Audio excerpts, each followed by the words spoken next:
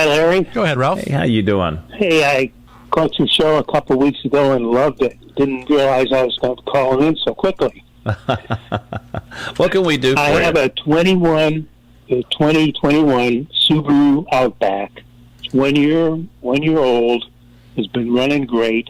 Last Sunday, I went out to start the car. It was totally dead. Was able to get it started again by jumping it, and drove it up to the dealer on Tuesday. They looked at it and they said, nothing looks wrong, everything looks good, you must have left the light on or something like that, which obviously wasn't true. They did recharge the battery. I drove it home. 2 days later, it was dead again.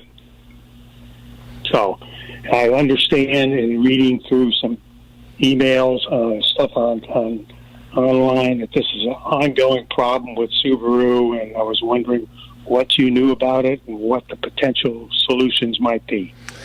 You know, there is not any vehicle is subject to these parasitic draws, you know, where they will pull voltage out of a battery after it sets for any length of time. I will tell you this, before you really get way into this thing, I mean, not to take anything away from your servicing dealer or anything like that, but I would simply go to like a parts store, or you're more than welcome to swing by Magic Mechanic if you're in the area, and we just put our battery tester on it and let it see, and just see what it says. You know, it could be a situation to where the dealer's kind of like, well, it's a new car, you know, it can't be a bad battery. But yes, it can. I would hope that they've actually really tested the battery to make sure that that isn't what the deal is here. See, Ralph, when we get into these, we call them parasitic draws, and what it is, there's a few things that can cause it. And it can be very time consuming for a mechanic to actually pinpoint these draws when they're pulling a battery down. You know, first thing is alternator. An alternator can actually have a bad one-way diode in it and not only charge the battery perfectly, but when you shut the vehicle off, it can actually pull voltage right straight back out of the battery and cause the battery to die.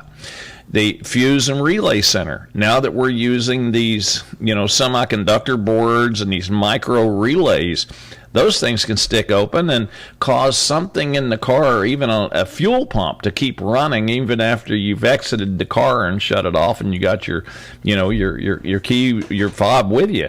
You know, these things can all stay alive when you get out of the vehicle, and sometimes fuse and relay center can cause issues like that. Another thing is the instrument cluster.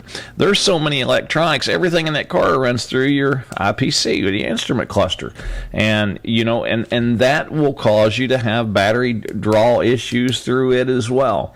But before anybody, and I'm going to be honest with you, the dealer's just hoping like heck it fixes itself, because they know that it's easy to get into a 10, 12 hour diagnostic on something like this, and it being under warranty.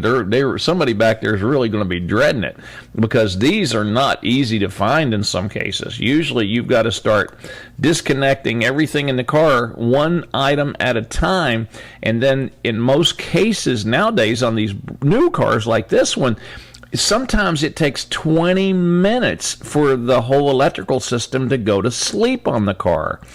They will actually stay powered up and for around 20 minutes, and then it'll allow the system to go to sleep while drawing nothing but just small milliamps, maybe just for memory purposes, for control modules and that sort of thing.